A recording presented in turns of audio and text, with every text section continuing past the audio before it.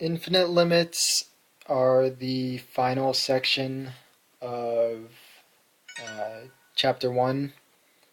Um, they occur when there are vertical asymptotes within the function. So when the denominator, um, when you set the denominator equal to 0 and then solve for x, there will be a vertical asymptote at that point, at that value. And so for this one, I'm just going to go right into an example. And there's just going to be some pictures of graphs, and the instructions are determine the limits from the left and right as x approaches 1. So the first one, remember when we discussed one-sided limits, coming from the left means coming from the negative side, and coming from the right means coming from the positive side. So for A, the limit as x approaches 1 from the negative, that of f of x is going to equal negative infinity, while the limit as x approaches 1 from the positive of f of x is going to equal infinity. And you could have a positive sign right here too, just in case you wanted to reassure yourself. Example B, the limit as x approaches 1 from the negative of f of x equals positive infinity. Limit as x approaches 1 from the positive of f of x is also equal to positive infinity. And just even though the directions say determine the limits from the left and right, I'm just going to do the limit overall. So for part A, the limit as x approaches 1 of f of x does not exist.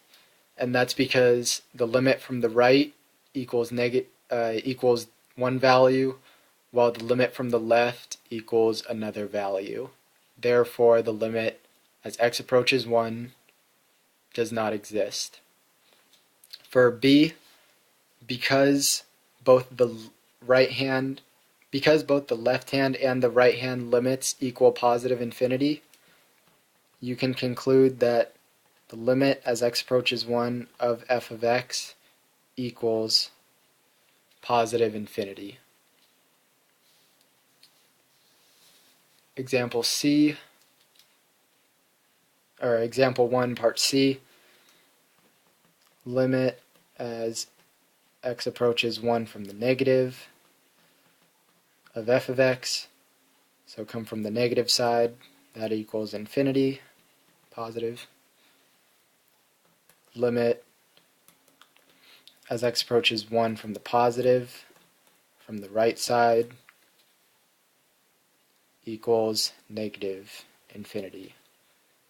And just like in part A, you can therefore conclude that the limit as x approaches 1 of f of x does not exist. I'm just going to do a lot of this section has to do with just finding the vertical asymptotes. So I'm going to specifically do an algebraic problem where you kind of use intuition to come up with whether your limit is positive or negative infinity from one side. So say you're given the problem, find the limit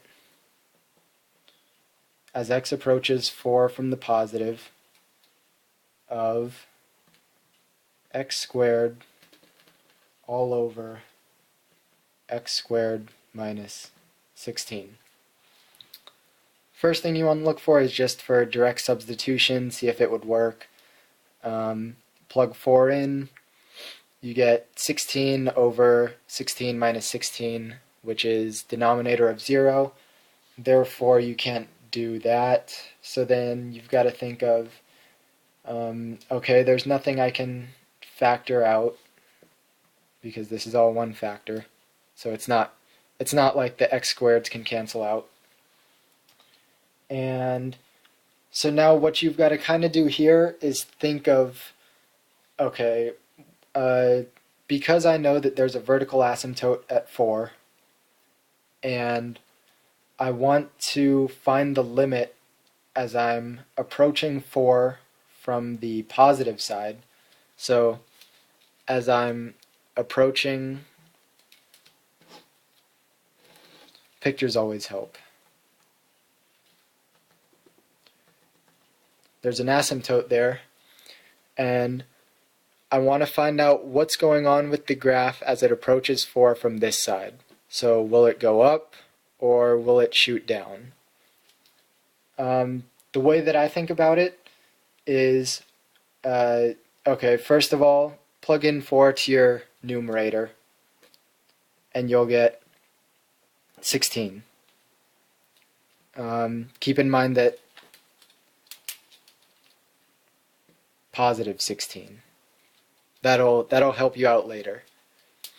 Now, as for the denominator, when you're approaching 4 from the right side, you're getting closer and closer to values that are just barely greater than 4. So imagine plugging in, instead of 4, imagine plugging in 4.00001. If you're to plug in any number for x greater than 4 and then subtract 16 from it, you're going to get a positive number. It's kind of like if you're coming at it from the right side, then you're at, say, 6, 5, and then 4.5, 4.1, 4.001. So when you see this positive sign, you're going to want to think, okay, I'm coming from the positive side, which means I'm using numbers that are slightly greater than 4. So you're going to imagine x as numbers that are slightly, just barely greater than 4. And if you have any number that's greater than 4, then it's going to be greater than 16. So say we were to use 4.0000001 squared minus 16. This is still greater than 0, which means that this denominator is going to be a positive number because it's still going to be greater than 0. This right here just indicates move the decimal over 5 times. It doesn't mean that it's negative point something. And so now that you've established that your numerator is positive and your denominator is positive, you can conclude that